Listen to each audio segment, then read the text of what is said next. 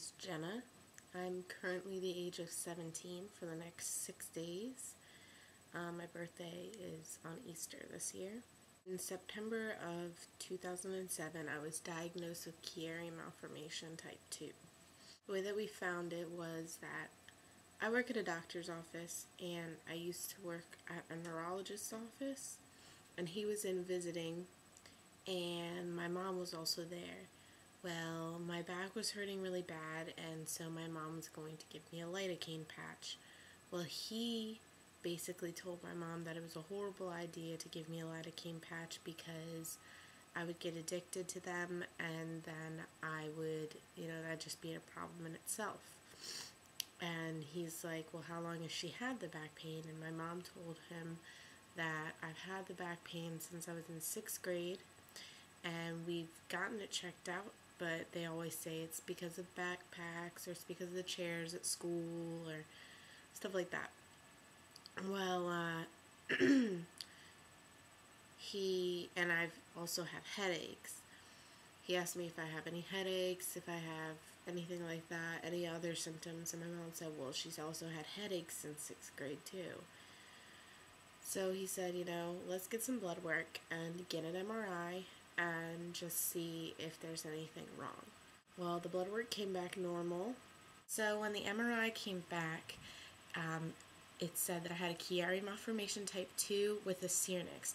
Now, a syrinx is a pocket of fluid, and it basically sits in your back, and this is due to the actual Chiari Malformation, because it blocks the flow of your spinal fluid, and so there's just this little pocket of fluid just hanging out in my back. Well, they said that if I was pushed a certain way or if I fell and it somehow got punctured or ruptured, I would have been paralyzed from that point down, and the syrinx was in the middle of my shoulder blades. Then I decided to get the decompression surgery in October. My neurosurgeon was Dr. George Jallow. He is one of the top brain surgeons. He works at Johns Hopkins. That's where I got my surgery at. I do recommend that you either go to Ben Carson, George Jallow, or John Weingard. John Weingard is a specialist in Chiari Malformation. I'm lucky because I live in Maryland, and I live actually 30 minutes from Johns Hopkins Hospital. So it was very convenient that I live in the state. I got the decompression surgery. It all went well. I got it done on October 18th, 2007. I was the age of 16. I was in the hospital for 5 days, and I was out of school for 2 or 3 weeks, almost a month, basically a month.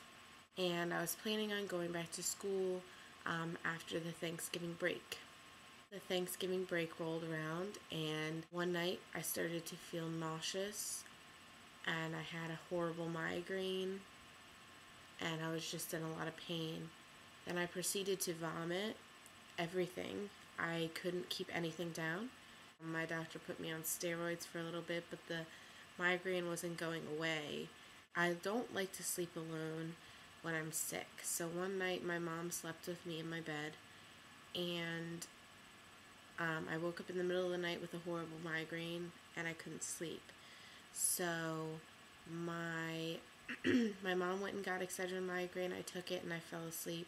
Next thing I know, I wake up to my mom in my face with the phone to her ear and my light on, and I was completely caught off guard. Well, apparently I wasn't sleeping for that last portion because I had a seizure in my sleep. I had been moaning in my sleep, and my mom was asking me what was wrong, and I was not responding, so when she turned on the light, she noticed that my eyes were rolling in the back of my head and my body was tense. And I was not having a full grand mal seizure, but I did have a seizure. Once my mom started talking to me when I was conscious, I urinated on myself. I got to the hospital. I had another seizure. It started out where the doctor just asked me some questions, and then he proceeded to leave, and it was just me and my stepdad and my mom. And next thing you know, I start to have tingling in my face, my fingers, and my feet, and I blacked out from then on.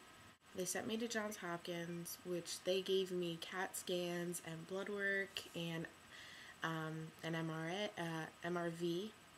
They couldn't find anything, so they sent me home. I proceeded to go into the hospital 2 more times after this, and by the second time after the first time, which would be the third, my mom refused to leave until they figured out what was going on. The only thing they had left that they could do was a spinal tap, so they proceeded to do the spinal tap, and I have slight scoliosis, so they tried 4 times and still were not able to get any of the spinal fluid or a reading on the pressure. What the spinal tap does, it will check if you have meningitis, and it also will check your opening pressure, the pressure that's building in your brain. So they sent in a radiologist who put me under a fluoroscope, which is kind of like an x-ray or an MRI, so that they can see where your spine is and where to stick the needle. Normal opening pressure for someone is 18 to 20, and I believe critical level is either 56 or 58. And when you hit that critical level, you usually go into a coma, lose all motor functions. My opening pressure was 66, and I was still able to speak to everyone and do all of my neurological tests, nose to finger, ask me questions like where I am, what's my name, how old I am, what the date is, which was hard to do because I completely lost track. When they looked at my spinal fluid, I had 115 white blood cells, or something, I think like 115 white blood cells in my spinal fluid, and I also had something called chemical meningitis. I'm not 100% sure what it was. They never really explained it to me, except that I had meningitis, but it wasn't bacterial and it wasn't viral, so they called it chemical meningitis. So they put me on steroids. They put me on a pill that makes me urinate more, and they also put me on Topamax, which is a seizure and migraine medication. In the CAT scans that they had, they said that there was fluid buildup, but they told us that it was normal. Well, apparently this fluid buildup was not normal, and it was also one of the causes to the increasing pressure in my brain.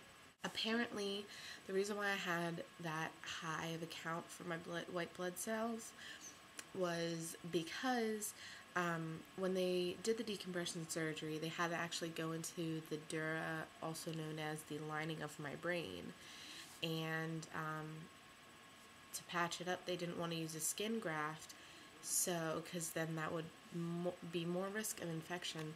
So what they did was they put an artificial patch in there. My body was rejecting this patch as if it was a donated organ. My body just completely rejected it and would fight. It would fight the organ. Well, it was fighting this patch, which was building pressure in my brain. As of today, I am off the steroids. I am off the urinating pill, but I am still on Topamax. I'm on 100 milligrams, and I have not had an episode of the seizure since November of 2007. Personally, I think Chiari Malformation, people should know more about it because it says that it affects 1 in every 1,000 person. I'm going to show you my scar. It has been a year since I've had my surgery, actually almost 2 years soon. In October, it'll be 2 years.